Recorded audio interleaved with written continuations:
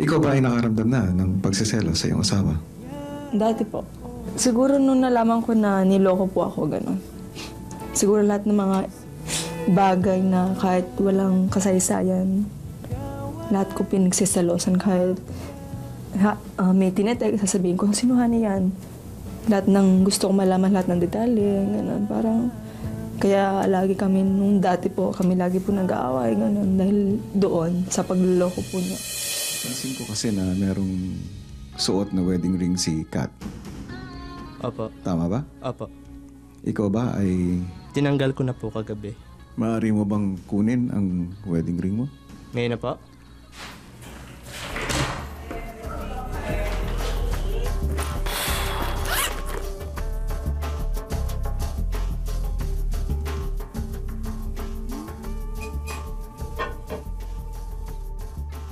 Sunod na kinausap ni Kuya si Patrick. Napansin ko na may suot na wedding ring si Kat. Si Kat. Ito ba ay napag-usapan ninyo? Hindi pa po. Mabibigyan kita ng isang wedding ring na katulad ng wedding ring na suot-suot ni Kat.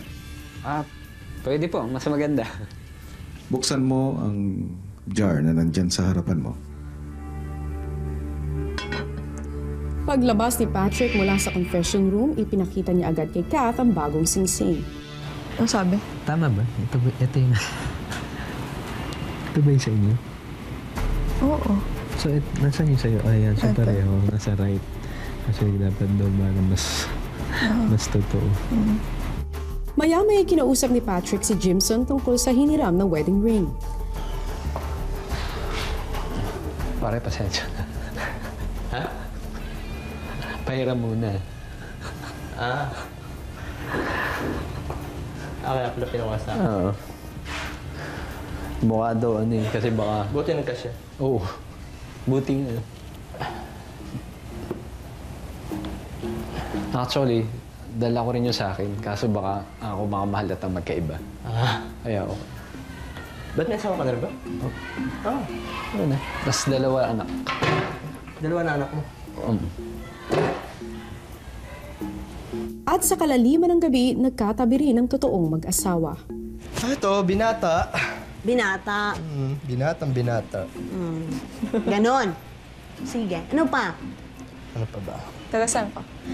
Laguna. Laguna. Saan sa Laguna? Alaminos. Alaminos? Alaminos ka? Los Baños ako. Ay, sige sila. Oh. Ay, doon na. Pumasok mo. Ay, ano siya? Ayaw naman ito nahiwalay sa kanyang Patrick. Oo nga. Oo nga. Tinatawagan Hindi, ka ni Kuya. maganda maghiwalay kayo minsan. Para mamiss niyo yung isa't isa. Oo, para ma-miss nyo naman ang isa't isa. Magkapalit kayo ng mukha. Sa House A, bago matapos ang kaarawan ni Jason, nakipagkulitan pa sa kanya si Melay. Ikaw nga. Gayanin mo yung kung paano post niya. Sige, anong post siya kanina eh. Dito ka, marap. Kahawig nga naman, tingnan mo. Oh, matching hawig, ah. Matching hawig, matchin. Matchin hawig. Kung ginaganyan yan, ha? Isa pala yung original. Laminate ka lang. Mukhang naging masayang-masaya nga ang kauna-unahang nag-birthday sa loob ng bahay this season. Samantala sa House B naman, mukhang nararamdaman na ng mag-asawang Kath at Jimson. Pati na rin si Patrick ang hirap na kanilang hinaharap para sa kanilang task. Pero sa gitna ng hamon na ito, si Kath may gustong matutunan ng kanyang asawa na si Jimson at kung ano ito, panoorin yung lahat. Sa House B, nagkaroon ng pagkakataon ng mag-asawa na masolo ang isa't isa. Ano? Kaya pa? Ano?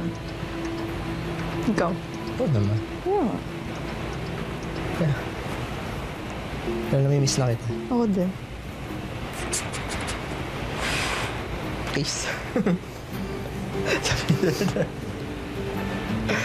Ay, nako. Teka.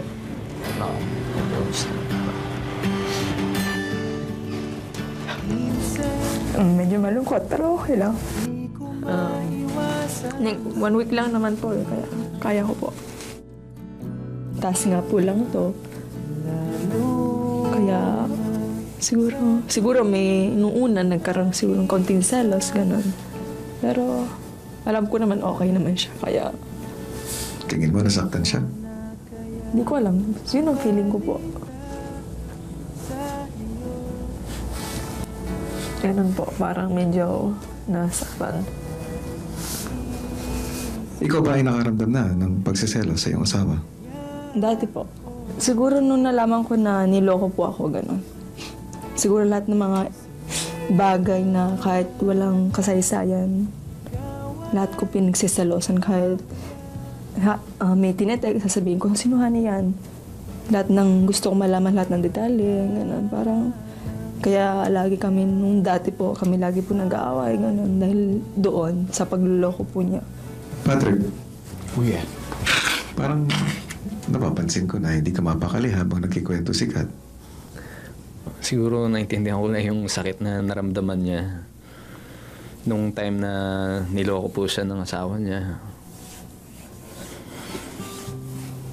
Yun, naalala ko rin po yung asawa ko na madalas ko rin nung niloko.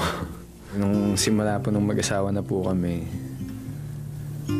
mahilig po akong, yung mga pala kaibigan po kasi ako eh.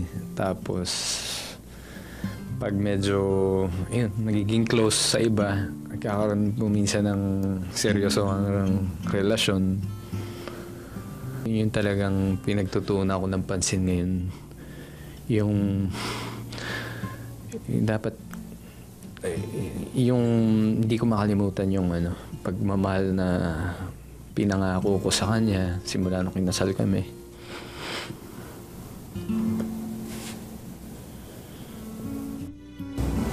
Nakatitiyak naman ako na meron kayong kapupulutang aral dito pagkatapos ng lahat ng ito.